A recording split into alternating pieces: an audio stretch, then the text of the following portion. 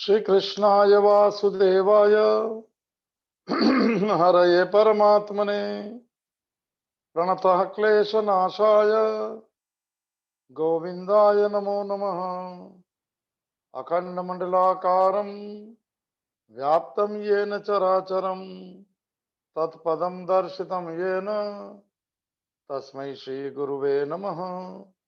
ओम श्रीहरिं परमानंदं उपदेष्टारं ईश्वरं व्यापकं सर्वलोकानां कारणं तं नमाम्यहम्। भवतापप्रणाशिन्ने आनन्दघनमूर्तये ज्ञानभक्तिप्रदायिन्ने मातस्तुभ्यं नमो नमः। ओम सर्वे भवन्तु सुखिनः, सर्वे सन्तु निरामया, सर्वे भद्राणि पश्यन्तु, मां कश्चित् दुःखभाग् भवेत्। ओम शांति शांति शांति। सच्चिदानंद रूपाय विश्वोत्पत्त्यादि हेतवे तापत्रय विनाशाय श्री कृष्णाय वयं नुमः। मंगलम भगवान विष्णु, मंगलम गरुड़ध्वज, मंगलम पुंडरीकाक्षो, मंगलाय तनो हरि। जय स्वरूप समझा बिना पाम्यो दुख अनंत, समझाव्યું જે પદ નમું શ્રી સદગુરુ ભગવંત। અજ્ઞાનમ પ્રભવમ સર્વમ જ્ઞાનેન પ્રવિલીયતે। ઓમ પ્રપન્ન પારિજાતાય स्तोत्रवेत्रे कपाणये ज्ञानमुद्राय कृष्णाय गीतामृतं दुहे नमः। हरि ओम तत्सत, हरि ओम तत्सत, हरि ओम तत्सत। पुरुषोत्तम योग 15मो अध्याय श्रीमद् भगवद गीता। वेदेश्च सर्वहमेव वेद्यम वेदांत कृत वेद विदेह चाहम। જાણવા યોગ્ય હું એક જ છું, પામવા યોગ્ય હું એક જ છું, મળવા યોગ્ય હું એક જ છું, અને મને મળ્યા વગર જવું એ કાંઈ જ ખાલી ખાલી જવાની વાત છે।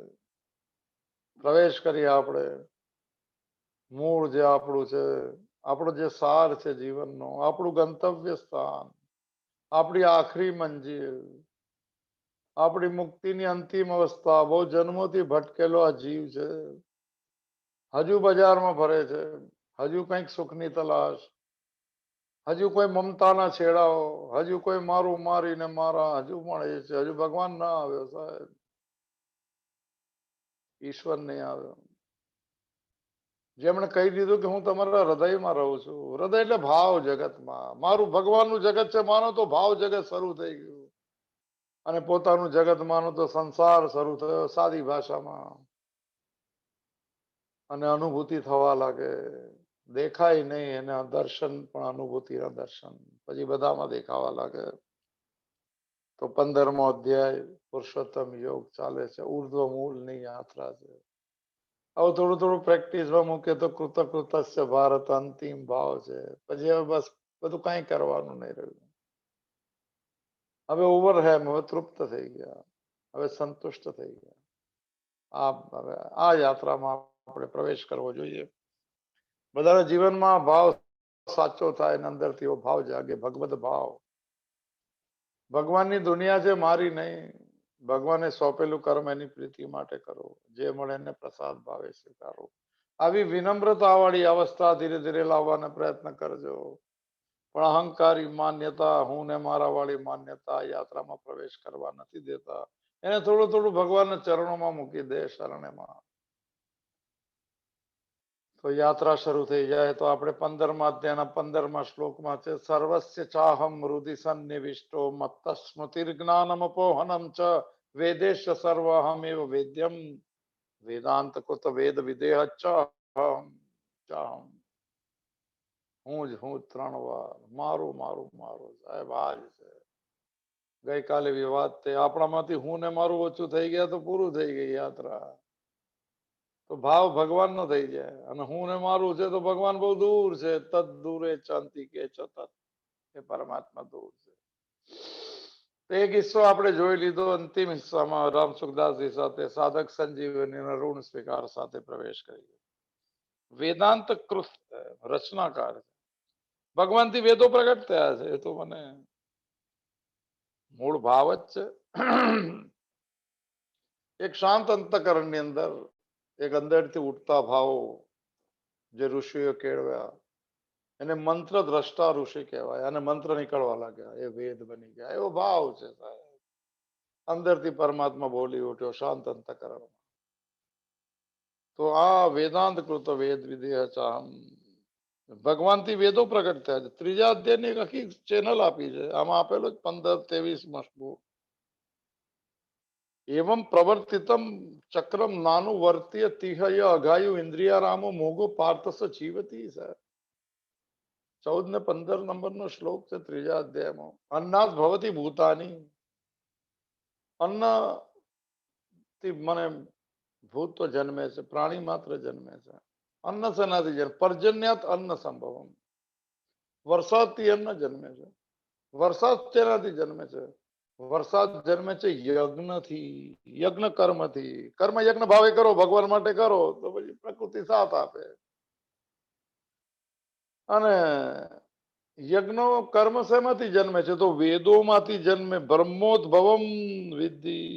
જો ત્યાં બધું આપેલું છે. આ તો ખાલી યાદ. આમાં આપેલો 15મો શ્લોક, 17મા અધ્યાયના 23મા શ્લોકમાં પણ છે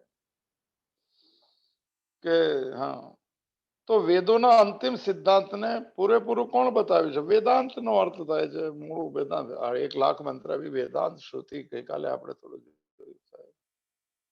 પણ વેદ એટલે જ્ઞાન, અને જ્ઞાનનો અંત અનુભવમાં આવી જાય ત્યાં વેદાંત પૂરું થઈ જાય. હું બ્રહ્માસ્મિ, એ વેદાંત પૂરું થઈ ગયું સાહેબ. દ્રષ્ટિ બદલાઈ જાય. સર્વમ ખલવિદમ બ્રહ્મ, વેદાંત પૂરું થઈ ગયું. હું ભગવાનનો છું ને ભગવાન મારા છે, વેદાંત પૂરું થઈ ગયું સાહેબ. અને દ્રષ્ટિ મને સિયારામ મય સબ જગ જાની, કરહું પ્રણામ ચોરી જુગપાલ. શરૂ થઈ ગયું. વાસુદેવમ સર્વમિતિ. સારા શબ્દો છે સાહેબ. પણ અંદરનું જગત બદલાતું નથી તો બહારનું દુનિયા બદલાતી નથી સાહેબ. એ જ માન્યતા, એ જ બજાર, એ જ ગુસ્સો, એ જ અહંકાર. અઘરું છે. શરણાગતિ બહુ અઘરી છે. લાગે બહુ સરળ છે, સાંભળતી વખતે લાગે આપણે આમાં છીએ. બધા હોય એવી પ્રાર્થના ભગવાનને સાહેબ. તો વેદોના અંતિમ સિદ્ધાંતને પૂરા બતાવીને વેદોમાં પ્રતીત થવાવાળા વિરોધોનો સારી રીતે સમન્વય કરી શકે છે ભગવાનથી. તો એટલે પરસ્પર આ ગઈકાલે કદાચ આવ્યું, ખબર નહીં. વેદોમાં પરસ્પર મને છે, કોઈ કર્મ યોગથી પણ મળે. આ તે બધું છે. એટલે થોડું એમ લાગે શ્રુતિ વિપ્રતિપન્ના જેવો શબ્દ આપણે જોયો હતો. પણ એનું સમન્વય કરી શકે. બધા વિરોધોમાં અવિરોધ પરમાત્મા રહેલો હોય. એને પેરાડોક્સિકલ ન્યાય કહેવાય છે. ઉપનિષદ વિરોધાભાસી પણ છે. તે છે અને તે નથી, પણ બંનેમાં એ છે રૂપમાં પણ છે અને નથી રૂપમાં પણ છે. થોડી અઘરી વાત છે, પણ છે આ જ વાત સાહેબ. એટલા માટે ભગવાને કહ્યું છે કે વેદોનું પૂર્ણ વાસ્તવિક જ્ઞાન હોવાને કારણે, ભગવાને જ જ્ઞાન છે, ભગવાન દ્વારા જ વેદો થયા છે. હું જ વેદોના યથાર્થ તાત્પર્યનો નિર્ણય કરવા વાળો છું કે કેવી રીતે એનો અનુભૂતિ થાય. હું બધાના હૃદયમાં છું, હું જ કહી શકું. એમ વાત છે. થોડું ટેકનિકલ. વેદ વિદેવ ચાહમ, છેલ્લો ભાવ. વેદોના અર્થ, ભાવ વગેરેને ભગવાન જ યથાર્થ રૂપે, એટલે જેવા છે તેવા, કઈ ઉમેર્યા વગર. પામેલી વ્યક્તિ ઉમેર્યા વગર બોલે છે. અનુભવ વગરની વ્યક્તિ બધું ઉમેરું, એક કલાક, 2 કલાક, 5 સમજાય ને, પોતે બી ના સમજાવી શકે, બીજાને પણ ના સમજાવી શકે. તો કઈ ભાષા? જેની ભાષા મૌન છે. અને મૌનથી નીકળેલી મને શબ્દ, મૌનથી નીકળેલા અર્થો, મૌનથી નીકળેલું મને ઉપનિષદ. અંતકરણ મૌન છે, અને અંદરથી કોઈ બોલી જાય સાહેબ. અંદરથી ક્યાંય નીકળી જાય, અંદરથી ક્યાંય પ્રસાર થઈ જાય. એક કઈ કરુણા વહી જાય ઈશ્વરની, એને પોતાને માધ્યમ બનાવીને બોલતો જાય. એ વાત છે સાહેબ. ભગવાન જ યથાર્થ રૂપે જણાવે છે, જેમ ઋષિઓને જણાયા, જેમ મોહમ્મદ પૈગંબરને જણાયા. મોહમ્મદ રસૂલ અલ્લાહ વિનમ્રતાથી કહી દીધું, હું તો ખાલી રિપ્રેઝન્ટ, હું તો ખાલી એમ્બેસેડર છું. હું તો ખાલી મને ખાલી વાવ મારું કાંઈ નથી આમાંથી. ન મમ ઇદમ ન મમ ઇદમ. ભગવાન જ સાચી રૂપે એનો મૂળ અર્થ સમજા જાણે છે. વેદોમાં કઈ વાત ક્યાં ભાવથી કે ઉદ્દેશથી કહેવાય ગઈ છે એ જ જાણે છે. વેદોનું યથાર્થ એટલે જેવું હોય તેવું તાત્પર્ય એટલે કે સાર શું છે વગેરે વગેરે બાબતો ભગવાન જ પૂર્ણ રૂપે જાણે છે, કારણ કે ભગવાનથી વેદો પ્રગટ થયા જ બધી આપણને વાતો ખબર છે એટલે નથી લેતા વધારે. વેદોમાં ભિન્ન ભિન્ન વિષયો છે. કર્મયોગ, કર્મ ભક્તિ ખંડ, ઉપાસના ખંડ, જ્ઞાન ખંડ, ભગવદ્ ગીતામાં પણ છે. એને કારણે ઘણીવાર સારા સારા વિદ્વાનો પણ કોઈ નિર્ણય પાક્કો નથી કરી શકતા. કર્મયોગની બાબતમાં પણ ભગવાને ત્રીજા અધ્યાયમાં કીધું કવયો પિયત્ર મોહિત. કવિઓ એટલે જ્ઞાનીઓ સમજદાર, એ પણ બહુ નક્કી નથી કરી શકતા કે ઘના કર્મણો ગતિ. ભગવાને કીધું કર્મની ગતિ બહુ ગાન છે. તો બધું આપણને થાય કે કર્મયોગ કરવું કે ભક્તિ કરવું કે આ કરવું, ભાઈ કન્ફ્યુઝ થઈ શકે આપણે. એક નિર્ણય ન થઈ શકે. વિદ્વાનો નથી કરતા, આપણે તો પાછા કન્ફ્યુઝ. આપણે તો સંસારી છે પાકા. આપણે કાચો સંસાર થોડી છે, પાકો રંગ લાગી ગયો સાહેબ. એમાં ભગવાનનો રંગ લગાડવાનો છે. શ્યામ રંગ. શ્યામ રંગ પછી કોઈ રંગ નહીં લાગે સાહેબ.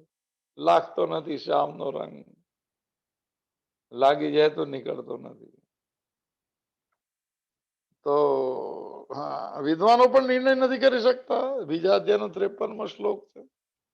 શ્રુતિ વિપ્રતિપન્ના થઈ દાસ્યથી નિશ્ચલા. આપણે બહુ ડિટેલમાં જ જવું, પણ એટલા માટે વેદોનું અસલી જ્ઞાન યથાર્થ જેવું હોવું જોઈએ એવી સમજણ ભગવાનનો આશ્રય લેવાથી થાય જ. વેદોનું તત્વ જાણી શકે છે.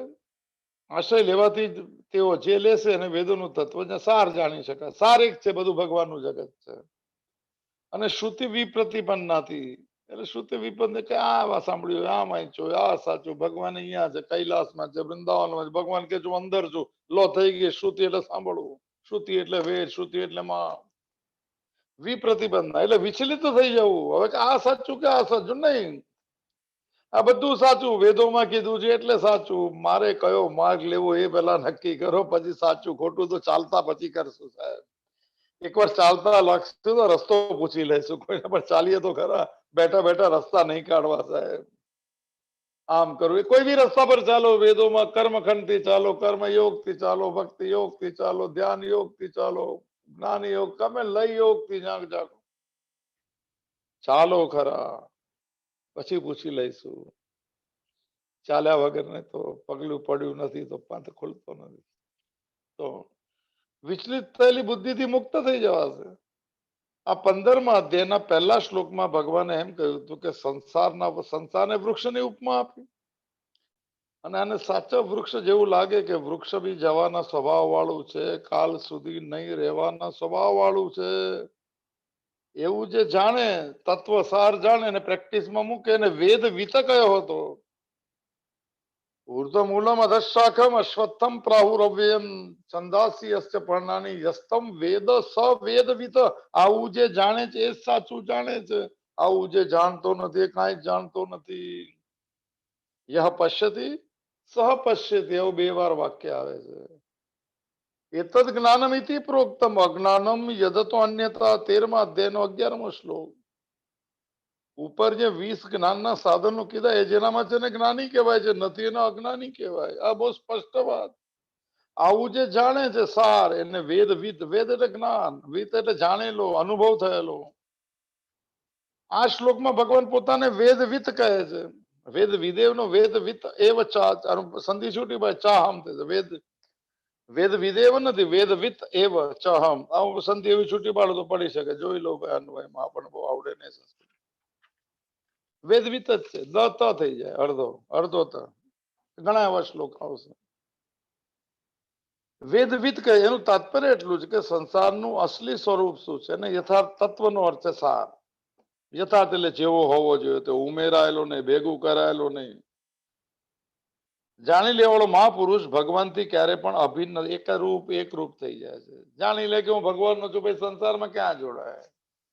મારું ભગવાન સિવાય કોઈ નથી તો શું કામ જોડાય. હું સાક્ષી છું તો હું શું કામ સુખ દુઃખમાં જોડાઉં. હું તો લેબલ નહીં મારું, સાક્ષી લેબલ નથી મારતો. વાત સરળ સરળ છે પ્રેક્ટિસમાં મૂકવા માટે સાહેબ. ભગવાનથી અભિન્ન થઈ જાય છે, આપણા જુદા છે ભગવાનથી. સંસારના યથાર્થ તત્વને જાણવાનો અભિપ્રાય શું છે? એક જ અભિપ્રાય, વન લાઇનર સાહેબ, ઘણી બધી વન લાઇનર છે, થોડું મોડે કરી લો પ્રેક્ટિસમાં મૂકવા માટે. અને સાચું છે એવું માનીને શરૂ કરશો તો જ યાત્રા શરૂ થશે. અમને તો આવી ખબર છે ને, તમારી ખબર કાઢી નાખવાની. જયારે આવું શાસ્ત્ર આવે રામસુખદાસજી કે એની સામેનું સાંભળેલા ડિલેટ કરી નાખો ઓટોમેટિક. એમાં કોઈ દલીલ જ નહીં કરવાની. આ સેવ નહીં થાય તો વાંધો નથી, ઓલું ડિલેટ કરવું જરૂર, કારણ કે ખોટી જગ્યાએ ફેરવશે. અમે તો આવું માનતા હતા, અમે નહીં સાંભળ્યું એમાં ચેક કરી લો. આમાં ભગવદ્ ગીતામાં ચેક કર્યો સાધક સંજીવ. તમારી માન્યતા સાચી હોય તો તમે એ રસ્તા પર ચાલો, ન હોય તો એને ડિલેટ કરો ખોટી માન્યતાને. સેવ નહીં કરો તો ચાલશે આપોઆપ. શું મને અભિપ્રાય એક લાઈનમાં આપો ભાઈ. આ એક લાઈન આપેલી છે. શું? સંસારની પોતાની સ્વતંત્ર સત્તા નથી, બીજી સત્તાના આધાર પર છે. એમાં સત્તાને સ્ફૂર્તિ ચેતનાની છે, સંસારમાં બધી ચીજની. સંસારની કોઈ સ્વતંત્ર સત્તા નથી. તો કોની સત્તા ચાલે? પરમાત્માની સત્તા ચાલે છે, જે દેખાતો નથી.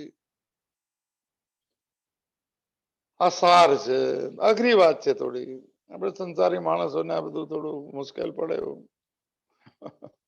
કોઈ કોઈનું નથી, એમાં સાથે રહેવામાં કઈ મુશ્કેલી નહીં. મમતા બાંધી રાખે છે પણ ખોટું છોડતી નથી. પછી બંધન સાચું છે. સંબંધોના બંધન બધા મતલબ વાળા હોય સાહેબ, પણ અંદર છુપાયેલો ભાવ ઇનબિલ્ટ હોય સાહેબ. સેલ્ફલેસ નો હોય. સેલ્ફલેસ ને બંધન સારું કહેવાય, એને પ્રેમ કહેવાય. પરમાત્માની સત્તા છે. આ રીતે જાણતા રહીએ એટલે માનતા રહીએ અને પ્રેક્ટિસમાં મૂકતા રહીએ. જાણવાના બે ત્રણ અર્થ છે. અને સંસાર સાથે માનેલા સંબંધને ધીરે ધીરે મનથી છોડવાનો ને બહારથી મોજ કરવાની, ચા પાણી પીવડાવવાનો. મનથી કહેવાનું કે ઋણાનું મન છે ત્યાં સુધી સાથે છે, બાકી ચિદાનંદ રૂપ શિવમ. મજા તો લેવાની છે સાહેબ. એક્ટિંગ સારી કરતા આવડી જાય છે. આમ બીજું ખોટી ખોટી એક્ટિંગ કેમ છો તો કે મજામાં. આ શબ્દ કોમન શબ્દ છે. કેમ ચાલે બધું મજામાં? મજામાં તો સ્વીકાર ભાવડો કહી શકે. બધી ઘટનામાં મજા છે સાહેબ. આપણે તો અનુકૂળ પરિસ્થિતિને મજા કે એમ કે કેમ નથી બરોબર ના ચાલે, સંસાર છે એમ જ બોલે. ભાઈ તો સંસારમાં આવું જ ચાલે. પરમાત્મામાં કઈ ન ચાલે, બધું સ્વીકાર સ્વીકાર સ્વીકાર. આ રીતે જાણતા રહીને સંસાર સાથે માનેલા સંબંધને છોડીને પોતાનો સંબંધ ભગવાન સાથે જોડવો. બસ સંબંધ જોડવો. અને સંસારનો આશ્રય છોડવો એટલે એમાં હું ને મારા પડું છોડવો. ભાઈ સંસાર છોડવું એટલે ઘર છોડવું નહીં. એ બધું ભાઈ તમે આ શબ્દ આપણે ઘણા વખતથી બોલે એટલે આવડી જવા જોઈએ. સંસારનો આશ્રય એટલે એના પર આધાર છોડીને ભગવાનના આશ્રય. આમ બી ભગવાનના આધાર પર જ બધું છે. ગામા વિશ્ય છે ભૂતાની ધારયામી અહમ ઓજસઃ પુષ્ણામી ચૌષધિમ સર્વસ્વ. આગળ ઘણા બધા શ્લોક છે. તો આ પ્રકરણ સંબંધી થોડી વિશેષ વાત જોઈએ સાહેબ. ભગવાને શ્રીમદ ભગવદ્ ગીતાના 4 અધ્યાયોમાં ભિન્ન ભિન્ન રૂપોથી પોતાની વિભૂતિઓનું વર્ણન કર્યું છે. આમાં વિભૂતિઓ જ છે. આ 7મા અધ્યાય થોડું ભાવ સમજી લે, મજા લઈએ ને સાહેબ. શાસ્ત્રોમાં થોડું જો ચા ફરીએ થોડું સાહેબ, થોડી એની સુગંધ આવી જાય, મન કદાચ સાચું લાગી જાય કોઈ ચીજ. 7મા અધ્યાય આપણે વાત થઈ જાય બધી વિભૂતિઓની. 7મા અધ્યાયમાં પણ 8મા શ્લોક થી 12મા શ્લોકમાં મુખ્ય મુખ્ય પદાર્થોમાં હું જ કારણ છું 17 વિભૂતિઓનું વર્ણન કરીને ભગવાને પોતાની સર્વવ્યાપકતા અને સર્વોપતા સિદ્ધ કરી. આપણે એકવાર અહીંયા લીધેલું ત્યારે બધી ટોટલ 192 194 ગણિત આ બધું છે. સારું ગણિત સારું સાહેબ. બધા ગણિત છોડીને એક જ ગણિત કરવા જેવું છે કે હું ભગવાનનું છું ને ભગવાન માનવ છે અને સ્વીકાર ભાવ. બીજું કઈ ગણિત બહુ કરવા જેવા ચોકટા આપણા હાથમાં નથી. ગણિત કરો, રિઝલ્ટ બીજું આવશે. રિઝલ્ટ બીજું આવશે એટલે આપણે કરેલું પાછું આવશે, પણ એના સમયે આવે, આપણા સમય નો પણ આવી શકે. આવે તો મને કૃપા, નો આવે તો પણ કૃપા. 9મા અધ્યાયમાં 16મા શ્લોક થી 19મા શ્લોકમાં ક્રિયા ભાવ પદાર્થ વગેરેમાં કાર્યકારણ રૂપથી 37 વિભૂતિઓનું વર્ણન કર્યું છે. આવી ગયા ટોટલ પણ આવે છે 37 વિભૂતિ. 10મા અધ્યાયનું તો નામ જ વિભૂતિ યોગ છે. આ અધ્યાયમાં 4થા ને 5મા શ્લોકમાં ભગવાને પ્રાણીઓના ભાવોના રૂપમાં 20 વિભૂતિઓ, 6ઠ્ઠા શ્લોકમાં 25 વિભૂતિઓનું વર્ણન 20મા શ્લોકથી 39મા શ્લોકમાં 82 મુખ્ય વિભૂતિનું વિશેષ રૂપે કર્યું. આ વિભૂતિ કહેવાય, વૈશ્વાનર વિભૂતિ વિશેષ રૂપે ત્યાં છે. 15મા અધ્યાયના 12મા શ્લોકથી 15મા શ્લોક સુધી ભગવાને પોતાનો પ્રભાવ બતાવવા માટે 13 વિભૂતિઓનું વર્ણન કર્યું છે. કઈ 13 વિભૂતિ છે નીચે આપેલું છે, જોઈએ જરા મોજ લઈએ સાહેબ, થોડી મજા લેવું. 15મો અધ્યાય આવડતો લોકો તો કામનું છે. અમને લોકો અમારા જીવન 2-3 શ્લોક આવડે છે. આ મને 12મા શ્લોક થી 15મા શ્લોક આપણે 15મા શ્લોકમાં છે. 13 જગ્યાએ ક્યાં ક્યાં વિભૂતિઓમાં કીધું? પહેલું, સૂર્યમાં તેજ હું છું, ચંદ્રમામાં સ્થિત તેજ હું છું. ત્રીજું, અગ્નિમાં તેજ હું છું. પૃથ્વીની ધારણ શક્તિ હું છું. ચંદ્રની પોષણ શક્તિ હું છું. વૈશ્વાનર હું છું. હૃદય સ્થિત અંતર્યામી હું છું. સ્મૃતિ હું છું. અંતર્યામી કીધું. આપણે ભગવાન હૃદયમાં ક્યાં રહેતો? અંતર્યામી રૂપે. આ શબ્દ નહોતો આવડે, હવે આવડ્યો. અંતર્યામી રૂપે બધું જાણે છે પણ સાક્ષી ભાવે. અંતર્યામી શબ્દ ભૂલાઈ ગયો. હૃદયમાં અંતર્યામી રૂપે રહે છે, આ ભૂલાઈ ગયું સાહેબ. 7મા વિભૂતિ છે હૃદયમાં અંતર્યામી રૂપે. 8મી સ્મૃતિ, 9મી જ્ઞાન, 10મું અપોહનમ, 11મું વેદો દ્વારા જાણવા યોગ્ય, 12મું વેદાંત કૃત એટલે વેદાંતનો રચનાકાર, અને 13મું વેદોને જાણવા વાળો. ભાઈ જો ડિટેલ કેટલી છે, આ શાસ્ત્ર આવડવા જોઈએ સાહેબ, મજા આવી જાય આમાં. તો ઉપરયુક્ત 4 અધ્યાયોમાં ભિન્ન ભિન્ન રૂપોમાં વિભૂતિઓનું વર્ણન કરવામાં આવ્યું છે. તાત્પર્ય છે કે સાધકને વાસુદેવ સર્વમ, સર્વ કઈ વાસુદાવ છે તત્વનો અનુભવ થાય. એટલે બધું કીધું. એકમાંથી એક, કોઈ બી એકમાં આપણે ગોતીએ ને. 192 કે 194 છે ટોટલ આખા ભગવદ્ ગીતામાં, આટલામાં જ છે. આ તો બધું પહેલા સાંભળેલું, આમાં જ આપ્યું, રામસુખદાસજી જ આપશે. બધું જ વાસુદેવ છે. આ 7મા અધ્યાયનો શ્લોક છે. બહુ નામ જન્મ નામ અંતે આ તત્વનો અનુભવ થઈ જાય કે બધા મારા સાથે વાસુદેવ છે. એટલા માટે પોતાની વિભૂતિઓનું વર્ણન કરતી વખતે ભગવાને પોતાની સર્વ વ્યાપકતાને વિશેષ રૂપે બધું જ હું છું, બધું જ આપણે 7મા અધ્યાયનો 7મો શ્લોક, આ તો ડિટેલ છે, તો લઈ લઈએ. મત પરતરમ નાન્ય કિંચિત અસ્તિ ધનંજય, મારાથી વધીને જગતનું બીજું કોઈ મહાન કારણ જ નથી. 9મા અધ્યાયનો 19મા શ્લોક, સત અસત અહમ અર્જુન, સત ને અસત બધું હું જ છું. 10મા અધ્યાયનો 8મો શ્લોક, સર્વસ્ય અહમ સર્વસ્ય પ્રભવ, મત સર્વ પ્રવર્તતે. લો જો રેફરન્સો બધા, હું જ બધાની ઉત્પત્તિનું કારણ છું. મારાથી જગત ચેષ્ટા કરે છે, પાંદડું મને પૂછ્યા વગર હલતું નહીં, આમાંથી છે. ચરચર કોઈ પણ પ્રાણી એવું નથી જેમાં હું ન હોઉં. ન તદસ્તિ વિના યસ્યાન મયા ભૂતમ ચરાચરમ. 10મા અધ્યાયનો 39મો શ્લોક. અને આ જે શ્લોકમાં કીધું કે સર્વસ્ય ચાહમ હૃદય સન્નિવિષ્ટ, સગળા પ્રાણીઓના હૃદયમાં સામ્યકૃત અંતર્યામી રૂપે સ્થિત છું. બધું જાણે છે પણ નહીં જોડા. તાત્પર્ય એટલું છે કે સગળા પ્રાણીઓ પદાર્થો પરમાત્માની સત્તાથી સત્તાવાન છે. પરમાત્માથી અલગ કોઈની પણ સ્વતંત્ર સત્તા નથી. થોડી વ્યાખ્યા જોઈ લે સાહેબ, કહેતા તો આગળ લઈ લો, થોડો મોજ લઈએ થોડું શાસ્ત્રમાં. ક્યાં મોકો મળશે સાહેબ? કોરોનાએ તો કામ કરી આપ્યું સાહેબ. ઝૂમ મને તો હવે પ્રકાશના અભાવમાં એટલે અંધકારમાં કોઈ વસ્તુ દેખાતી નથી. બહુ સારી વાત છે. આંખોથી કોઈ વસ્તુને જોતા પહેલા પ્રકાશ દેખાય છે, પછી વસ્તુ દેખાય છે, અને પ્રકાશના રિફ્લેક્ટ દેખાય, રિફ્લેક્શન દેખાય. દરેક વસ્તુ પ્રકાશની અંતર્ગત દેખાય છે. પણ તો આપણી દ્રષ્ટિ પ્રકાશ પર ન જતા પ્રકાશિત થવાળી વસ્તુ પર. જ્યાં સુધી કોઈ પ્રકાશ જોયો નથી. આ રજનીશનું વાક્ય છે સાહેબ. તો શું જોયું છે? પ્રકાશિત થયેલી ચીજોમાં પદાર્થો જોયા છે, પ્રકાશ નો દેખાય સાહેબ. આ એમની વ્યાખ્યા છે. 7મા શ્લોક, 7મા અધ્યાયનો જે શ્લોક હતો એમાં પ્રભાસ્મી સસ્ય સૂર્યની વ્યાખ્યામાં આચાર્ય રજનીશનો મત છે. ઋણ સ્વીકાર છે ભાઈ. ખૂટતી જગા પકડાતીઓને જગા આવી વ્યાખ્યામાં સમજાઈ શકે. સૂર્યને ચંદ્ર પ્રકાશ, પ્રકાશ કોઈ જોયો તો પણ અંદરનો પ્રકાશ થી બધા પ્રકાશિત થાય એ જાણીએ તો અનુભવ થઈ જાય એનો. અને વિભૂતિ કહેવાય સાહેબ. તો દરેક વસ્તુ પ્રકાશની અંતર્ગત દેખાય છે. પ્રકાશનો પરંતુ આપણી દ્રષ્ટિ પ્રકાશ પર નથી જતી, પ્રકાશિત થવાળી વસ્તુ પર જ જાય છે. આ જ રીતે જેટલી પણ વસ્તુ, ક્રિયાઓ, ભાવ વગેરેનું જ્ઞાન એક વિલક્ષણ ને અલુપ્ત પ્રકાશ, એક અંદરથી અલુપ્ત, લુપ્ત તો છુપાયેલો કહેવાય, અલુપ્ત પ્રકાશ એટલે સમજણ રૂપે થાય છે, જ્ઞાનની અંતર્ગત સમજણ રૂપે, ભાવ રૂપે. આ થોડું ટેકનિકલ છે.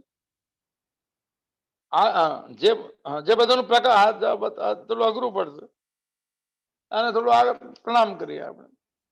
પરમાત્માની સત્તા, આ બધું થોડું અઘરા શબ્દો. પરમાત્માની સત્તા એટલે ચેતન તત્વ, પણ દેખાતું નથી તો શું કહીશું સાહેબ? મુશ્કેલી ત્યાં છે.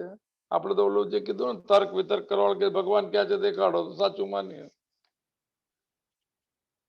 ભગવાનને કોણે જોયા છે? ગઈકાલે જે વાત થઈ હતી, સંસાર સત્ય છે વગેરે સંશય ભ્રમ. ભગવાનની સત્તા વિના સંસારની કોઈ સત્તા નથી, પણ આપણી દ્રષ્ટિ ભગવાનની સત્તા તરફ નથી જતી. તો જેમ પ્રકાશ તરફ દ્રષ્ટિ નથી પણ પ્રકાશિત ચિત્ત તરફ જાય છે, એવી રીતે દ્રષ્ટિ પરમાત્મા નથી જતી, સાંસારિક પ્રાણી પદાર્થો તરફ થાય છે. કઈ રીતે થાય છે? રાગ રૂપે. રાગ એટલે શું સાહેબ? આમાંથી સુખ છે એવી આસક્તિને રાગ કહેવાય. જેટલી ચીજમાં સુખ તો રાગ. રજો રાગાત્મકમ વિદ્ધિમ તૃષ્ણા સંગ સમુદ્ભવમ તન્ની બદનાથી કોણ તૈય કર્મ સંગે ને દઈ નામ દોડાવશે અહીંયા ચાલે. લોકો તો બે ત્રણ બધું ઘણી બધી જગ્યાએ લોકો જાય. તો કોરોનામાં થોડું ઢીલા પડી ગયા લોકો સાહેબ. દર્શન રોજ અલગ, સારો ભાવ સારો સાહેબ. સત્સંગો બે ત્રણ કરે જ રોજ.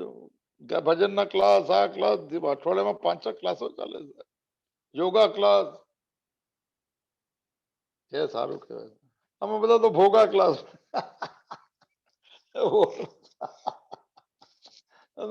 યોગા ક્લાસ, એક યોગ ને ભોગ બે જ છે. યોગમાં ન જાય, ભોગમાં જાય. જાય કે નહીં ખબર ના. થોડી હલકું, મને વાતાવરણ થોડું હલકું રહે, બહુ ગંભીર નહીં થઈ જવું સાહેબ. થોડું હસતા રહેવું, થોડું પોતાની જાત પર હસી લેવું કે આટલું બધું કે હજુ માનતા નથી, ગજબ યાત્રા છે. બીજાને ક્યાં સમજાવો, પોતાના મનને સમજાવો કે આ ભગવાન કે છે સાચું છે. તો પરમાત્મા તરફ દ્રષ્ટિ કેમ નથી આવતું? સાચું કેમ નથી લાગતું? કૃષ્ણ કે છે તો સાચું નથી લાગતું, વૈષ્ણવોને નથી લાગતું સાહેબ. કે દ્રષ્ટિ સંસારના પ્રાણીને પદાર્થો પર છે, રાગ રૂપે. એટલે સુખાશક્તિ કહેવાય. સુખની આસક્તિ. આમાં સુખ આવે કઈ નહીં. ન મળે તો શું કે કાલે આવશે. સુખાશક્તિ ચાલુ જ રહે જન્મ જન્મ સુધી. રાગ ચાલુ જ રહે. રાગનું નામ સંસાર છે. રંગોળી, રંગોળી, રજનીશ નો શબ્દ જ રંગોળી. એક અંદર રંગોળી ફૂટી જાય, લાયો મળશે તો શું મજા આવશે. હવે રંગોળી તો વિખરાઈ બી જાય ને, ફૂસાઈ બી જાય ને, નવી રંગોળીઓ પણ આવી જાય. સુખની રંગોળી છે ને દુઃખમાં, દુઃખની રંગોળીમાં પરિવર્તન પામે. રંગોળીઓમાં જવું જ નહીં સાહેબ. મનમાં એક રંગોળી પૂરી દેવાની, કૃષ્ણના નામની સાહેબ, શિવના નામની. એની રંગોળી પૂરી દેવાની, એના ઉપર સંસારના રંગ નહીં ચડે સાહેબ. તો દ્રષ્ટિ પરમાત્મા તરફ થઈ ગઈ. સુખાશક્તિને કારણે શું થાય છે? વ્યક્તિને પદાર્થોને પોતાની સત્તા દેખાય છે. એમ લાગશે સુખ છે, આમાં એને સત્તા કહેવાય સાહેબ. સત્તા પ્રતીત થવા લાગે, ઉભી કરીએ આપણે સત્તા. અને પરમાત્માની વાસ્તવિક સત્તા સાર છે ન દેખાય એટલે સમજાય બી નહીં. આજ નથી સમજાતું, એને બધું સમજાય સાહેબ. આ બહુ સરળ છે, કે પકડાતું જ નથી કઈ. કઈ છોડો તો પકડે, આગ તો ભરેલો છે. અજ્ઞાનની મુઠ્ઠી તો બંધ જ હોય સાહેબ. જ્ઞાનની મુઠ્ઠી જ ન હોય. છેલ્લે ભાઈ સિકંદર બની ન જવાય સાહેબ. મારા પછી એમ કે ભાઈ આ ખુલ્લા રાખી, અત્યારથી જ ખોલી નાખીએ. ત્યાગાર શાંતિ અનંતરમ, ત્યાગાર શાંતિ અનંતરમ, 12/12. 12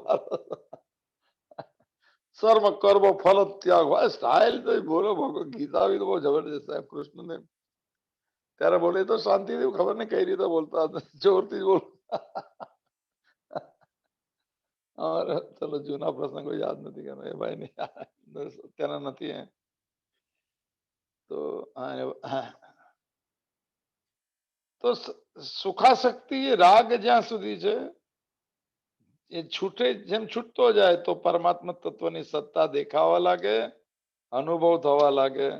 આને કહેવાય બજાર છૂટી ગયું. રંગોળીઓ નવી થઈ ગઈ સાહેબ, બ્રહ્મની રંગોળી રંગોળી થઈ ગઈ સાહેબ.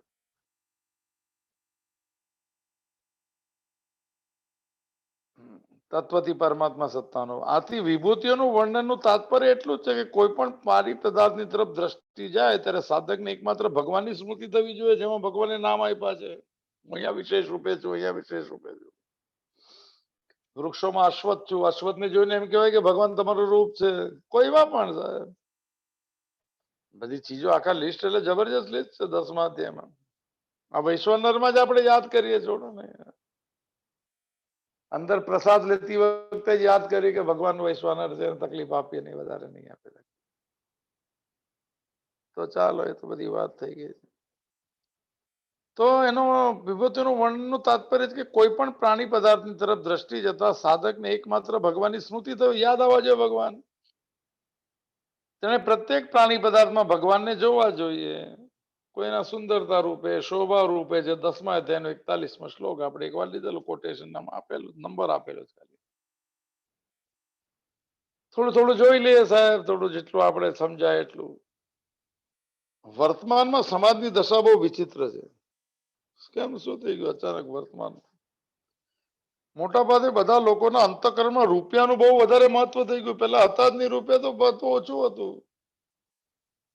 50-100 રૂપિયામાં કે 50 વર્ષ પહેલા ઘર ચાલતા હતા ને 1 જ રૂપિયો બચાવતા હતા. બોલો ક્યાં કઈ મોંઘવારી ને કયું. ત્યારે ભાવ બી સારો હતો.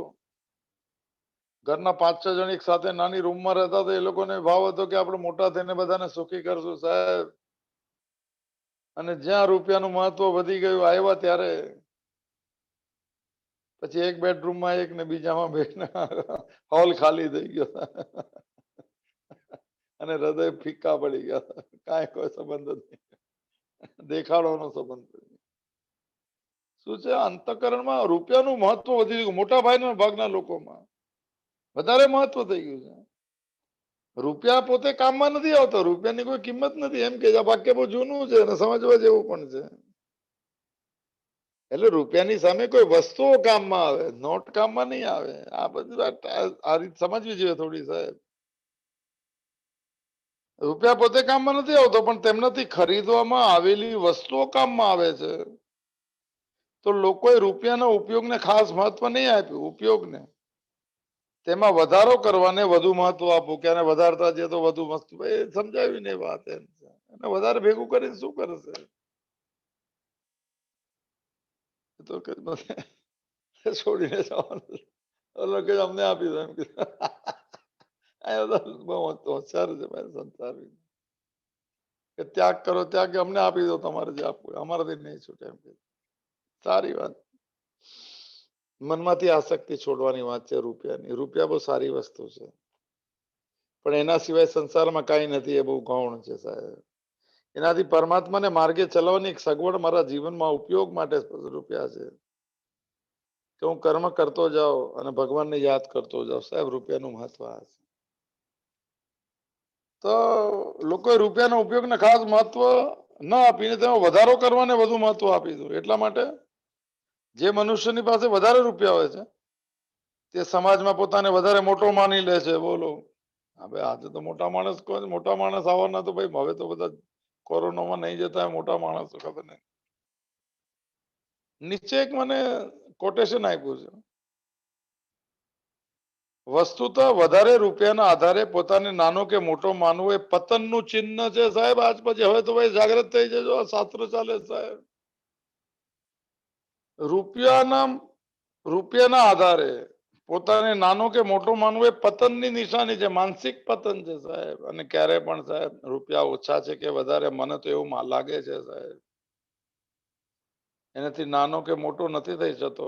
પણ એમ કહી શકાય કે પ્રારબ્ધ આજે થોડું નાનું છે ને કાલે પ્રારબ્ધ મોટું હશે. હું તો એવો ને એવો છું, તો ભગવાનનો છું. આ મને લાગે છે આવું. હા, પૈસા વધારે તો પ્રારબ્ધ મોટું છે એમ કહેવાય. પૈસા ઓછા તો પ્રારબ્ધ મને ઓછું છે. પણ હું બધા સમમ સર્વેષુ ભૂતેષુ તિષ્ઠન્તમ પરમેશ્વરમ એ પરમાત્મા તો બધામાં સમાન રૂપે રહેલો છે. આવું વિચારો કે આ મોટા માણસ પૈસાથી તો સમજી લો આ પતનની નિશાની છે. આધ્યાત્મિક પતન ન થાય એના માટે જરા ખ્યાલ રાખજો. મોટા માણસ એને કહેજો જેનું મન શાંત છે સાહેબ, જે સંતોષી છે, જે મળ્યું એમાં સુખી છે, ખુશ છે, કોઈનો તિરસ્કાર કરતા નથી અને બધાનું સ્વાગત કરે છે. આ મોટા માણસોની નિશાનીઓ, જે ભગવાનને ભૂલતા નથી અને સંસારને યાદ નથી કરતા, વધારે મોટા માણસો. પરમાત્માનું વિસ્મરણ નથી, સંસારનું સ્મરણ નથી. પ્રમુખ સ્વામીના શબ્દ છે. આવું થઈ જાય તો રૂપિયાના આધારે પોતાને નાનો કે મોટો માનવો એ પતનનું ચિહ્ન છે.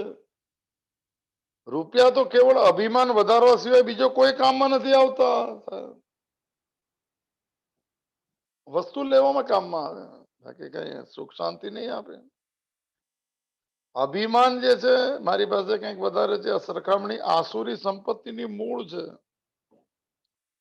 જેટલા પણ દુર્ગુણ ને દુરાચાર અને પાપ થાય છે તે બધા અભિમાન રૂપી વૃક્ષની છાયામાં થાય. ઓહો, શું શબ્દ! અભિમાન નું એક વૃક્ષ છે સાહેબ, એની છાયણામાં બધા દુર્ગુણ બેઠા છે, પાર્ટી મનાવે છે બધા. દંભો દર્પો અભિમાન ક્રોધ પારુષમ એવા છે. અભિમાન ના વૃક્ષ નીચે બધી પાર્ટીઓ ચાલે છે બજારમાં.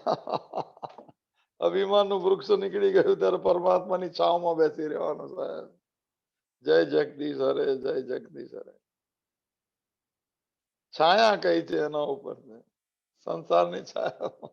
બહુ સરસ વાક્ય સાહેબ. અભિમાન રૂપી વૃક્ષની છાયામાં આ દુર્ગુણ દુરાચાર ને પાપ લોકો બધા લેખું નથી બેઠા છે. તો કઈ લોકો તૈયારી કરે શું શું કરવું. મને લાગે બધા ઝાડની નીચે બેઠા છે. આપણે એટલે હું મારી આપણું કોવિડ મારું સમજવું સાહેબ કે કોઈ પોતાના માટે પાઘડી નહીં પહેરી. આ તો મજા લેવાની વાત છે સાહેબ. મને તો લાગે છે કે આપણે બેઠા ઝાડની નીચે નક્કી કરે છે ક્યાંથી રૂપિયા લેવા. અને બધા સાથે કંપની અપાવડા બી છે બધા પાર્ટીમાં. દુર્ગુણ ને દુરાચાર જેવા એવા લોકો જ ભેગા થાય ને સાહેબ. ગુણા ગુણે શું વર્તન થયું. ભગવદ ગીતાએ કીધું ઇતિમતમાં ન સજત, એમાં જોડાતો નહીં, પણ જોડાય જઈએ આપણે. સંસારી માણસ સાહેબ શું કરી શકે. તો આ બધી વાતો ચાલે છે કે સમાજમાં પોતાને વધારે રૂપિયા જેની પાસે મોટો માની રહે છે. આ રીતે રૂપિયાને જ મહત્વ આપવા વાળી વ્યક્તિ પરમાત્માના મહત્વને ક્યારેય પણ સમજી શકતી નથી. પ્રાયોરિટી કઈ છે, પરમાત્મા છે તો બધું સમજાશે, અને ધન છે તો કાંઈ નહીં સમજાય. એની ભાષા જ અલગ થઈ જશે. વિમાન ઊંચાઈ પકડી લે છે સાહેબ. પ્લેનમાં બેઠા હોય તો મકાન નાના નાના દેખાય છે, ઉપર જતું દેખાતા જ નથી સાહેબ. એવી રીતે નાના માણસો દેખાય જ નહીં એને. મને ઘણા જણ કે સાથે ફરતા હતા ને મોટા થઈ ગયા, જો તમે જોતા નથી ને દેખાતા નથી. તમે છે તો એ માણસ તો એ જ ઊંચાઈ પકડી લીધી, પોતે નક્કી કરેલી ઊંચાઈ.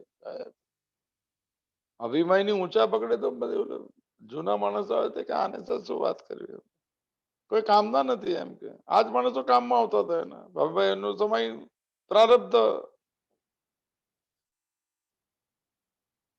આ રીતે રૂપિયાને મહત્વ આપવાળી વ્યક્તિ પરમાત્માના મહત્વને સમજી નથી શકતી. મહત્વ જ ન સમજી તો પછી પરમાત્મા પ્રાપ્તિ ના રહી શકાયું જ નહીં. એવી તલબ તો મનુષ્યની અંદર ઉત્પન્ન થઈ જ કેવી રીતે ન થાય ઉત્પન્ન. એનું મહત્વ ખબર પડવું જોઈએ. એટલે બધા ગ્રંથોના મહાત્મ્ય હોય શરૂઆતમાં. ભાગવત નો પહેલો મને સ્કંદ મહાત્મ્ય નો સ્કંદ છે. કારણ કે જેની સાથે જોડાવું છે કોણ છે તમને ખબર હોવું જોઈએ. એનું મહત્વ ખબર હોવું જોઈએ, એને મહાત્મ્ય કહેવાય. આ મહાત્મ્ય આપે છે ભગવદ ગીતા કે બધું ઊંચું બધું હું તો જોડાય છે મારી સાથે. આ મહાત્મ્ય છે સાહેબ. મહાત્મ્ય વગર નહીં સમજાય. બીનું પરતીથી પ્રીત ન હોય સાહેબ. રામચરિત માનસ બીનું પરતીથી, એની પ્રતીતિ ના થાય, એનું મહાત્મ્ય ન સમજાય તો પ્રીત નહીં થાય. ભગવાનનું મહાત્મ્ય નથી સમજતું એટલે જોડાતા નથી આપણે. હવે ધનનું મહાત્મ્ય ખબર છે કે લોકો રસ્તો આપી દે જરા ઉભા થઈ જાય સોફા પર કે આવો મોટા માણસ. હવે મોટો બેસો શાંતિથી. ના, વડીલોને આપો સાધન, સિનિયર સિટીઝનોને આપો. દેવ દ્વિજ ગુરુ પ્રાજ્ઞ પૂજનમ 4 જણને જગ્યા આપો. દેવતા જેવા કોઈ ગુણવાળા દ્વિજ કોઈ બ્રાહ્મણને ગુરુને આપો, ઉભા થઈ જવું પડે. દેવ દ્વિજ ગુરુ પ્રાજ્ઞ કોઈ બને જ્ઞાની પૂજનમ એટલે કે દેવ દ્વિજ પ્રાજ્ઞ પૂજનમ બ્રાહ્મણના લક્ષણમાં છે. બધાના લક્ષણો હોય છે. ઉભા થાવ એના માટે પૈસા વાળા હોય તો ઉભા થઈ જતા, ડીશ બદલાઈ જાય.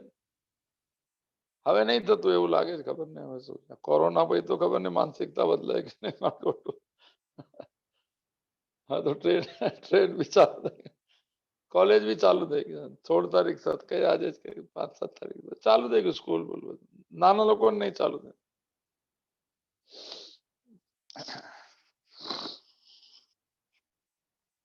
મહત્વ જ મને રૂપિયાને આપ્યું છે તો પરમાત્માની પ્રાપ્તિ વગર રહી શકાય એવી વાત જ તલબ તો લાગે જ નહીં. તલબ શબ્દ બહુ સારો છે.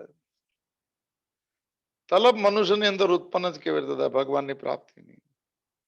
જેના હૈયામાં વાત ઠસી ગઈ છે કે રૂપિયા વિના રહી જ નથી શકાતું અથવા રૂપિયા વિના કામ જ નથી ચાલી શકતાતું, તેની પરમાત્મામાં એક નિશ્ચયવાળી બુદ્ધિ નથી થઈ શકતી. એકેહ કુરુનંદન બહુ તે વાત સમજી નથી શકતો એ વ્યક્તિ કે રૂપિયા વિના પણ સારી રીતે કામ ચાલે. ખિસ્સા નથી રાખતા મહાત્માઓ. એ તો હમણાં બધા આશ્રમ ત્યાં 40-43 વર્ષ પહેલા નાના નાના આશ્રમ હતા. આશ્રમમાં કાંઈ ન હોય સાહેબ, ચાવલ દાળ ને ખાલી એટલી સબ્જીઓ સાહેબ. બહુ એક રૂમ હોલમાં સુવો, આ સુવો, મચ્છર બચ્ચર. તમે લોકો રહ્યા છે આવી રીતે. સગવડ થોડી કે એસી રૂમ ને બધું નહોતું ત્યારે કોઈ સાહેબ.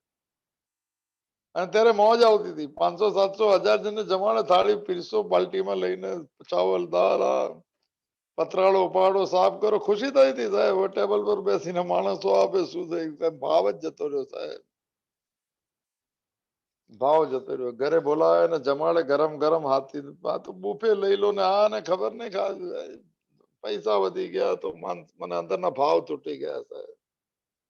દેખાડો વધી ગયો. ચાલો સારી વાત છે. આપણે મને મનથી મુક્ત થઈ ગયો એવો ભાવ છે. રૂપિયા વિના સારી રીતે કામ ચાલી શકે સાહેબ. કારણ કે જે મળવાના છે પ્રારબ્ધથી જ મળશે તો અગત્ય છે ને. શું કામ પ્રારબ્ધ જે આપે છે માલિકને મહત્વ આપો ને, એમ મારું કેવું છે. રૂપિયા નહીં માંગો તો પણ આવશે, નહીં માંગશો તો પણ નહીં આવે એવો નિયમ પણ છે સાહેબ. એ તો લઈશું આપણે પ્રસાદ તરીકે લઈશું, ભગવાનની કૃપા તરીકે લઈશું. મેં કમાયું જેવો ભાવે નહીં લઉં. ભગવાને મોકો આપ્યો ને એને મને મેં કર્મ કર્યું ને એમને પ્રસાદ આપ્યો. ભાવ બદલાય તો સાહેબ શરૂ થઈ જાય ભાવ સંશુદ્ધિથી મનસ્તપ. જે રીતે એકમાત્ર ધન પ્રાપ્તિનો ઉદ્દેશ રહેવાથી વેપારીને માલ લેવા વેચવા વગેરે વેપાર સંબંધી પ્રત્યેક ધન જ દેખાય. શું ફાયદો, આપણું શું આ બધા લોકો પૂછે છે સાહેબ. હમણાં વાત થઈ કે કોઈ અમને ઓળખાણ છે કે આપણને શું મળશે. મેં તો આપણે એટલે કોણ સાહેબ. તમારે ઓળખાણ કરવાના પૈસા તો કે તમને ખબર જ નહીં દુનિયા. મેં તો બધી દુનિયા ખબર છે. આપણને એટલે મને શું મળશે એમ કે છે ભાઈ. એટલું બધું ન હોય ભાઈ, કઈક થોડું તો કોઈ ઓળખાણ કર. એને ફાયદો થાય તો મને કેમ ન થાય. તમારે બી લઈ લેવાનો. મેં તો કરશું પેલા વાત તો કરો. બોલો કેમ આવું થાય છે. ધન એકમાત્ર ધન પ્રાપ્તિનો ઉદ્દેશ છે. તેની બધી જ ક્રિયામાં ધન સામે નજર આવે. વેપારીને માલ લેવો વેચવો વગેરે વેપાર પ્રત્યેક ક્રિયામાં ધન જ દેખાય. એવી જ રીતે પરમાત્મા તત્વનો જે જિજ્ઞાસુ છે, જો આ ભાવ છૂટી ગયો બધામાં ભગવાન દેખાશે. વાત બહુ ટોપ સાહેબ. જિજ્ઞાસુને એકમાત્ર પરમાત્મા પ્રાપ્તિનો ઉદ્દેશ હોય તો પ્રત્યેક વસ્તુ પ્રત્યેક ક્રિયા વગેરેમાં સાર રૂપે પરમાત્મા દેખાશે. ગતિ ભરતા પ્રભુ સાક્ષી નિવાસ શરણમ સુરદ પ્રભવ પ્રલય સ્થાનમ નિદાનમ બીજમભ્યયમ. શ્લોક સાચો પડતો દેખાશે. ભરતા એ છે, ભરણ પોષણ એ કરે. શું વાત છે. હું છું ભરણ પોષણ કરવા. સાક્ષી હું છું, માલિક હું છું, પ્રભુ સાક્ષી નિવાસક શરણમ સુરદ. ચાલો એ પ્રત્યેક વસ્તુ ક્રિયામાં પરમાત્મા જેને જેવું તેને એવો અનુભવ થઈ જાય કે પરમાત્મા સિવાય બીજું કોઈ તત્વ નથી, હોઈ શકતું જ નથી. ધન પ્રાપ્તિ ફાયદો ક્યાંથી જ જોવાય. ફાયદો ન હોય તો કે કામના માણસોથી. મેં પૂછ્યું કામને ક્યાંથી કઈ ફાયદો ન થાય. પહેલા તો ફરતા હતા, પહેલા કામ હતો, હવે ટાઈમ ખરાબ છે ને. આને બાજુ તો ટાઈમ ખરાબ હોય ત્યારે સાથ આપે કે આપણો બી ટાઈમ ખરાબ થઈ જાય. બજાર તો મને તો આવડું ખબર. આ સંસાર કોઈનો થયો નહીં. આ તો આ જ માનસિકતા છે.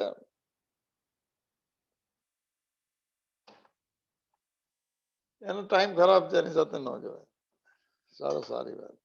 પ્રારબ્ધ તો એના સાથે સરખા ટાઈમે આવશે. ચાલો વાત માર્મિક વાત છેલ્લી સાહેબ, કાલથી જ લેવામાં આવશે એવું લાગે છે. 16મો શ્લોક, જે ચોથો હિસ્સો છે. ઉપસંહાર 2 શ્લોકમાં છે. ના હોવા જોઈએ, ખબર નહીં, જોઈ લઉં સાહેબ. ઓહો હો, મોજ કરાવી દીધી પણ સાહેબ. 15મો અધ્યાય સમજાયો ખરો સાહેબ થોડો. નાના ભાવમાં આપેલું. માર્મિક વાત, મર્મ સાર વાળી વાત. અર્જુને 14મા અધ્યાયમાં ગુણાતીત થવાનો ઉપાય પૂછ્યો.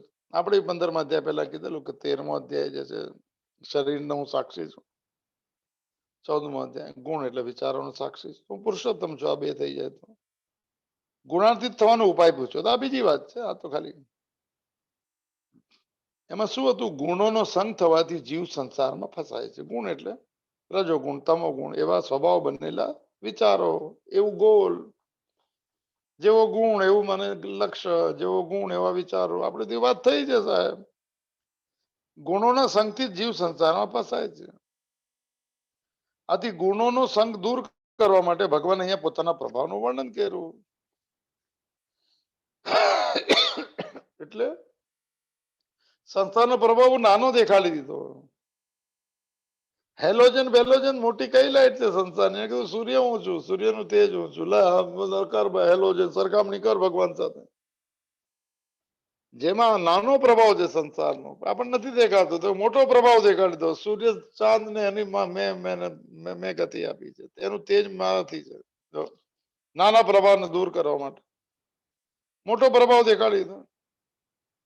આથી જ્યાં સુધી જીવ એટલે આપણા લોકો પર ગુણો એટલે સંસારનો પ્રભાવ છે, ત્યાં સુધી ભગવાનના પ્રભાવને જાણવાની બહુ આવશ્યકતા છે. કારણ કે મોટો પ્રભાવ જાણી લે તો આમાંથી છૂટી શકાય. આ નાના નાના બલ્બો છે સાહેબ, એ બી પરપ્રકાશિત છે. ઇલેક્ટ્રિસિટી સ્વયં પ્રકાશિત છે. જ્યોતિષામ અપી તત જ્યોતિ તમસ પરમુચ્યતે. તો પોતાના પ્રભાવનું વર્ણન કરતા ભગવાને આ અધ્યાયના 12માંથી 15મા શ્લોકની પૂર્ણાહુતિ છે. એટલે માર્મિક વાતો એ પ્રમાણે આવશે. થોડું શાસ્ત્ર સાથે થોડું ચાલે, થોડી મજા લઈએ સાહેબ. પોતાના પ્રભાવનું વર્ણન કરતા ભગવાને અધ્યાયના 12માંથી 15મા શ્લોકમાં એમ બતાવ્યું કે હું જ સકળ જગતને પ્રકાશિત કરું. એટલે બીજી બધી લાઈટો ફેલ થઈ ગઈ. હું જ પૃથ્વીમાં પ્રવેશ કરીને બધા પ્રાણીઓને ધારણ કરું છું. હું જ પૃથ્વી પર અન્ન ઉત્પન્ન કરીને અન્નને પણ પુષ્ટિ આપું છું. લો, જ્યારે મનુષ્ય તે અન્ન ખાય છે ત્યારે હું જ વૈશ્વાનર રૂપે તે અન્નને પચાવું છું. સારી વાત છે. બીજું શું? મનુષ્યમાં સ્મૃતિ, જ્ઞાન અને અપોહન પણ હું જ કરું છું, મારાથી થાય છે. આ વર્ણનથી એવું સિદ્ધ થાય છે કે શરૂઆતથી લઈને અંત સુધી, સમષ્ટિથી લઈને વ્યષ્ટિ સુધી સગળી ક્રિયાઓ ભગવાનની જ અંતર્ગત થાય છે. એમની શક્તિથી થાય છે, એમની મોજથી થાય છે. એને લીલા કહેવાય સાહેબ. ધ પ્લે, આ ખેલ છે ઈશ્વરનો. એને જેવો જેવો સમજી શકાય. પતંગ ઉગવામાં એમાં દિમાગ નહીં ચલાવવાનું આ ખેલમાં. ચાલો, માર્મિક વાત પૂરી કરીએ આપણે. ભગવાનની જ અંતર્ગત તેઓની શક્તિથી થઈ રહી છે. મનુષ્ય અહંકાર વશ પોતાને તે ક્રિયાઓનો કરતા માની લે છે, અર્થાત તે ક્રિયાઓને વ્યક્તિગત માની લે છે અને બંધાઈ જાય છે. ઇન્ડિવિજ્યુઅલ માની લે કે આ બધી હું કરું છું. અહંકાર વશ, અહંકાર વિમૂઢાત્મા કરતા હમિતિ મનને તે પ્રકૃતિ ક્રિયમાણાની ગુણે કરવાની સર્વસ્વ. ચાલો, પૂરું થવાયું. પરિશિષ્ટ ભાવ. ઓહો, થઈ ગયું. મને તેમ કે ભાઈ 16મા શ્લોકનો સાર લઈએ. 10 મિનિટ બાકી. માર્મિક વાત થોડી વધારે હશે. ચાલો, આ ચોથો હિસ્સો છે 15મા અધ્યાયનો. આપણે કઈ ખેંચવું નથી કારણ વગર સાહેબ.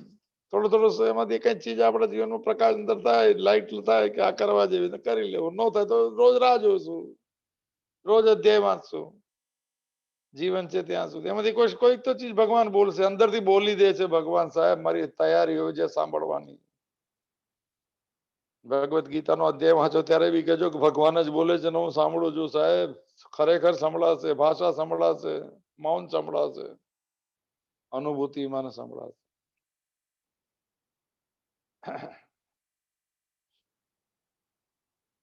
હવે આ એક વાક્ય લખેલું તો આપણે બહુ ખબર નથી. અપોહનમ પદનો અર્થ છે 15મા શ્લોકમાં અપગત ઓહનમ, અપગત રે નીકળી જવું. ઓહનમ શબ્દનો અર્થ છે સંશયનું નિવારણ. ભાઈ આ પહેલી વાર શબ્દ છે, આ તો ક્યારે બી નહીં સાંભળ્યો. અપોહનમ નો અર્થ થાય છે અપગત. અપગત ઓહનમ, ઓહો, અપગત ઓહન નો અર્થ સંશય થતો હશે, નિવારણ અપગત નો અર્થ નિવારણ થતો હશે. વેદાંત નો અર્થ છે વેદો નો અંત, એટલે નિષ્કર્ષ કે ચોડા હતા આપણને થોડો થોડો 16મો 17મો ને 18મો શ્લોક થોડો મારી રીતે બી લઈ શકું, આમાં તો બહુ શોર્ટમાં આપ્યું છે. તો સંબંધ શ્લોક ને પહેલા સંબંધ આપે. ભગવાને આ અધ્યાયના પહેલા શ્લોક થી 15મા શ્લોક સુધી 3 પ્રકરણોમાં ક્રમશઃ શું વર્ણન કર્યું? સંસાર કોને કહેવાય એનું વર્ણન, જીવાત્મા સુવિરૂઢ મૂલમ, પરમાત્માનું વિસ્તારથી વર્ણન કર્યું, તત્ર ભાસ્યતે સૂર્ય, વર્ણન ત્રણેયના થઈ ગયા. હવે એ વિષયનો ઉપસંહાર કરતા આગળના 2 શ્લોકોમાં આ ત્રણેય ચીજ જો ભાઈ સમજી લો. જીવ જગત ને જગદીશ સાહેબ, સંસાર, જીવાત્મા ને પરમાત્મા, જે શબ્દો વાપરો 3 તો એક જ હોવા જોઈએ. જીવ જગત જગદીશ મહાત્માઓના શબ્દ છે. આ ત્રણેયને 2 શ્લોકમાં ક્રમશઃ એટલે સંસારને ક્ષર પુરુષ તરીકે, જીવાત્માને અક્ષર પુરુષ સ્ટાઇલ અને પરમાત્માને પુરુષોત્તમ નામથી સ્પષ્ટ વર્ણન કરેલું. એટલામાં જ આવી ગયો સાહેબ બધું. પુરુષ શબ્દ વાપરીને કરેલું છે. સંસારને ક્ષર કીધો નાશવાન, જીવાત્માને અવિનાશી કીધો. આ જ વ્યાખ્યા છે. અને એના સાક્ષી બંને પુરુષોત્તમ કીધો. લઈ લે ચાલો, હવે આપણે સમય બી છે. 16મો શ્લોક ને 15મો અધ્યાય પુરુષોત્તમ યોગ નામ. દ્વામીમો પુરુષો લોકે ક્ષર ચ અક્ષર એવ ચ, ક્ષર સર્વાણી ભૂતાની, તો કુટસ્થો અક્ષર ઉચ્ચતે. ઉચ્ચતે શું સ્ટાઇલ કહેવાય છે. અરે હું મદદ તો માલિક છું, હું જ કહું નહીં. અર્જુનને જરા એમ લાગે કે નહીં કઈ કોઈ કે કીધું છે એમ વાત ચાલે. તો અન્વય લોકે, પહેલો અન્વય નો શબ્દ છે લોકે. શ્લોક પાનો નંબર છે 989 સાહેબ. લોકે એટલે કે આ સંસારમાં ક્ષર ચ અક્ષર ઇમો ધો એવ પુરુષો. એક ક્ષર છે, ક્ષર એટલે નાશવાંત, અને ચ અક્ષર એટલે અવિનાશી, ઇમો એ ધો એટલે બે પ્રકારના, એવ પુરુષો. આ પુરુષ શબ્દ વાપરેલો છે. પુરુષના ઘણા બધા અર્થ છે. આમાં શું અર્થ આપે આપણને ખબર નથી. આપણે સાંભળેલો અર્થ છે પુરા નામ સેતી સૈતી પુરુષ. પૂર એટલે શરીરને પણ પૂર કહેવાય છે. આ બી એક જબરું પૂર છે. નાગપુર, કાનપુર, સોલાપુર, અહીંયા બી એક પૂર લાગેલું. અહીંયા બી તો બે પાંચ અબજ ની વસ્તી છે. સેલ્સ બેલ્સ બધું રજનીશ કહેતા આપણને તો સાચું લાગે કે એના નામથી જ કેવું પડે, એને જાણકારી છે. એક મોટી કાનપુર જેટલી સિટીની જેટલી સંખ્યા તો આની અંદર લોકો હરે ભરે છે. હા, તો પુરુષો છે. પુરા નામ શેતી સૈતી પુરુષ, જે શરીર રૂપી શરીરને પૂર કહેવાય છે. એમાં જે રહેલો સુતો સાક્ષી ભાવે અંતર્યામી છે. આવો અર્થ સાંભળેલો છે. સાચો અર્થ આપણે જોઈશું સાહેબ. આપણે કબૂલ કરી લેવાનું બધી ચીજ. આમાં દાવો કોઈ ચીજનો કરવો જ નહીં. માન્યતાના બી દાવા નહીં કરો. એમ કીધું આજે એવું લાગે છે કાલે હું બદલાઈ પણ જાઉં સાહેબ. અને રોજ બદલાવવું જોઈએ. ધીને ધીને નવમ નવમ. થોડો ભાવ બદલાવો, થોડી ભક્તિ બદલાવી, થોડો પ્રેમ વધારો ભગવાનમાં, થોડો સ્વાદ વધારો એમાં. બહુ શુષ્ક નહીં થઈ જવું સાહેબ. તો ચાલો, 2 પ્રકારના જ પુરુષ છે એવો શબ્દ છે. બરોબર, વ્યાખ્યા બી આપી. સર્વાણી ભૂતાની ક્ષર. ઓહો, સગળા પ્રાણીઓના શરીર જેટલા બી છે ક્ષર છે, નાશવાન છે. અને કુટસ્થ, કુટસ્થની વ્યાખ્યા જીવાત્મા આપી છે. કુટસ્થ અક્ષર ઉચ્ચતે, જીવાત્મા. કુટસ્થની 12 વ્યાખ્યાઓ છે. એવું સાંભળેલું પણ હવે તો યાદ નથી. એક પણ 2-3 યાદ છે. કુટસ્થ એટલે જીવાત્મા. અક્ષર ઉચ્ચતે એટલે અવિનાશી કહેવાય છે. હવે અક્ષર એટલે જેનો નાશ નથી. એટલે નહીં ને ક્ષર એટલે નાશવાન, જે નાશવાન નથી અક્ષર કહેવાય. ચાલો લઈ લે ટીકા, પૂરી બી થઈ જાય છે શ્લોક. દ્વામીમાં પુરુષો લોકે અક્ષર અક્ષરે વચ્ચે, અહીંયા લોકે શબ્દનો અર્થ છે સકળ સંસારને માનવાનો, વાચક છે. આ અધ્યાયના 7મા શ્લોકમાં જીવલોકે પણ આ જ અર્થમાં આપેલું. લોક જીવલોક આપેલું, ખાલી લોકે આપેલું સંસાર. જીવલોક એટલે સંસાર. આ જગતમાં બે વિભાગ જાણવામાં આવે છે. શરીર બધા નાશવંત પદાર્થો એટલે જડ ટેકનિકલ છે સાહેબ, અને અવિનાશી જીવાત્મા, આ બે છે. 13મા અધ્યાયનો સાર. ઇદમ શરીરમ કૌંતેયમ ક્ષેત્રમ ઇતિ અભિધીયતે. આ જેટલા બધી શરીરો છે બધાનું ક્ષેત્ર કહું છું. અને ક્ષેત્રજ્ઞમ ચાપી મામ વિદ્ધિમ સર્વ ક્ષેત્રેષુ ભારત. એ બધા શરીરોમાં રહેલો જીવાત્મા જે છે એ બધા હું છું ને તો બધા છે. એ તો જો અવિનાશી થઈ ગયું. એટલે આ બંનેના જે સાક્ષી બની જાય, શરીરનો સાક્ષી ને વિચારોનો સાક્ષી, અને પુરુષોત્તમ કહેવાય. આવી વ્યાખ્યા રજનીશની પણ છે ને મને બી આ જ વ્યાખ્યા આવડે છે સાહેબ. અધ્યાય જ પુરુષોત્તમ બનવાનું, જેની શરૂઆતની વાતનો જ અર્થ છે. 13મા અધ્યાયનો જે ક્ષર શું છે, ક્ષેત્ર ક્ષેત્રજ્ઞ વિભાગ. વિભાગ એટલે છૂટો પાડી દો. ક્ષેત્રથી જાણો અવળો જુદો, ગુણાતીત, ગુણોરૂપી વિચારથી એનો જાણો અવળો. Knower is different than known, seer is different than seen.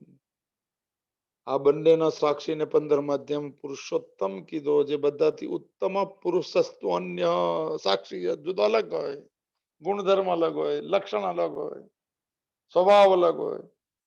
આ બે માં જે સાક્ષી બની જાય, આપણે શરૂઆતમાં વાત તેનો છેડો અહીંયા આવ્યો. 8મા અધ્યાયમાં બી 8-7 સવાલ છે, એમાં બી પૂછેલું છે. અધિભૂત કોણ છે, અધિદેવ કોણ છે, ને અધિયજ્ઞ શરીરમાં કયા રૂપે રહે છે સાહેબ, એના બી આ જ અર્થ. આ રજનીશનો ભાવ છે, આપણને ન આવડે આ બધું. આપણને એટલે મારી વાત ચાલે. અધિભૂત એટલે શરીર, ક્ષર પુરુષ. 8મો અધ્યાય જોઈ લેજો સાહેબ. પછી અધિભૂત, અધિદેવ. અધિદેવ એટલે આપણે જીવાત્મા ગણીએ, અવિનાશી. અધિયજ્ઞ કોણ છે, અધિયજ્ઞ એટલે સાક્ષી પુરુષોત્તમ. ત્રણેયમાં આ જ હોય. મોજ કરો સાહેબ, થોડા સાક્ષી બનાવવાનું. શરીરની ક્રિયાઓને ઘટનાના સાક્ષી એકવાર દિવસમાં બનો, ધીરે ધીરે 30 દિવસમાં 5-6 વાર બનો, બેડો પાર સાહેબ. પુરુષોત્તમનો અનુભવ, પુરુષોત્તમનો અનુભવ રોજ કેમ ન પ્રયોગ તો કરવા જોઈએ સાહેબ. કરતા છે લોકો. કોઈ લખજો ભાઈ પ્રયોગ કરો, હાથમાં રેઝ હેન્ડ લખેલું આવે છે એમાં સાઈડ પર. કોઈ કરતા હોય તો કરજો. આમાં હાથમાં બાય બાય ને ટાટા બાય બાય નથી આપણે જોતું. આચરણની વાત કરતો લોકો તો ફેમિલી વાળા માણસો આમાં ક્યાં લફડામાં પડ્યા. ગજબ છે. આવી ભાષા લોકો કે છે કે તમે બધા લફડામાં ક્યાંથી પડ્યું. તો કોઈ લફડું કે આ બધું શાસ્ત્ર ને આ બધું બોલવાનું ને તો મોજ આવે સાહેબ. મારે યાત્રામાં જવું છે એટલે જરા સમજી લઉં છું. કોઈ જન્મમાં શરૂઆત નહીં કરે તો આ જન્મમાં કરાવી દેશે, એટલે ફરી ફરી રોજ જઈ સાહેબ. ફરી ફરી પુનરાવર્તન કરી, ફરી ફરી અભ્યાસ કરી, વાણીને પવિત્ર કરીશ અને કાનને પવિત્ર કરીશ સાંભળીને, આંખને પવિત્ર કરીશ ભગવદ્ ગીતા વાંચીને સાહેબ. તો લોકે પદને સકળ સંસારનું વાચક સમજ. અચ્છા, આવી આ જગતના બે વિભાગ જાણવામાં આવે છે. આજે 13મા અધ્યાય શરીર વગેરે નાશવંત પદાર્થો, જેને જળ કહેવાય. આ બધા એક જ શબ્દ છે, મોડે કરી રાખવાનું. બીજું અવિનાશી જીવાત્મા, એક ચેતન તત્વ. પણ ચેતન તત્વને હોવાને બદલે આપણે જીવ આપણે માની લીધું કે હું શરીર છું ને મારું, તો જીવાત્મા બની ગયો છે. ચેતન તત્વ એટલે જીવ આત્મા કહેવાય. જીવ ભાવ નીકળે તો આત્મા રહી જાય, શિવાત્મા. આમ તો કાલે જ લઈ લો સાહેબ આ બધું, પણ નવેસરથી બહુ જલ્દી થશે નહીં. તો ટેકનિકલ બી લઈ લે, મોજ બી કરશું સાહેબ. તો કાલે ભાઈ શુક્રવારના દિવસે ચાલુ કરો. દ્વામીમાં પુરુષો લોકો એક સરસ સરસ જો બસ ફેમસ લોકો સાહેબ. મોકો મળ્યો ભગવદ્ ગીતા બોલવાનો. ઈષ્ટ ગુરુ ઓર મંત્ર તીનો એક ही है, એમ કે માતાજીનો આજનો વાક્ય છે. ફરવરી 4. બહુ ભારે શબ્દ છે, આપણે વ્યાખ્યા શું, આપણી હિંમત બી નથી વ્યાખ્યા કરવાની. શિષ્ય બની ગયા તો ત્રણેય એક જ થઈ જાય. ઈશ્વરો ગુરુ આત્મેતિ મૂર્તિ ભેદ વિભાગિની, અલગ અલગ છે જ નહીં ઈશ્વર. તો આપણે બી થોડી શરૂઆત કરીએ સાક્ષી ભાવની. કાલથી શરૂ થશે પુરુષોત્તમની યાત્રા. સાહેબ શરીર જે છે એની ઘટનાઓમાં થોડા સાક્ષી બની જાઓ. મનની અંતકરણની ઘટનામાં કે પ્રારબ્ધની ઘટનામાં એકવાર સાક્ષી બનો. 15મો અધ્યાયના 15 દિવસમાં સાક્ષીના પુરુષોત્તમનો અનુભવ થવાની 100% શક્યતા છે. 15મા દિવસે વાત કરશું. કોઈ પ્રયોગ કરે તો કરજો, કરી શકાય તો કરવો પ્રયત્ન. અનુભવ ગમે છે આખી ભગવદ્ ગીતા અને પરમાત્મા. પરમાત્મા અનુભવથી અને અનુભૂતિ થાય, અનુભવથી મળે, એને જ દર્શન કહેવાય. તો આપણા બધાના જીવનમાં એવું દર્શન શક્ય બને એવી પ્રાર્થના સાથે પૂર્ણમ અધઃ પૂર્ણમ ઇદમ પૂર્ણાત પૂર્ણમુદચ્યતે પૂર્ણસ્ય પૂર્ણમાદાય પૂર્ણમેવાવશિષ્યતે. ઓમ શાંતિ શાંતિ શાંતિ ધ્રુતે ચિત્તે પ્રવિષ્ટાયાઃ ગોવિંદ આકાર સ્થિરાઃ તન્મે મનઃ શિવ સંકલ્પમસ્તુ. તન્મે મનઃ શિવ સંકલ્પમસ્તુ. તન્મે મનઃ શિવ સંકલ્પમસ્તુ. હરિ ઓમ તત્સત. હરિ ઓમ તત્સત. હરિ ઓમ તત્સત. ઓમ મહાદેવ મહાદેવ મહાદેવ કૃપા કૃપા.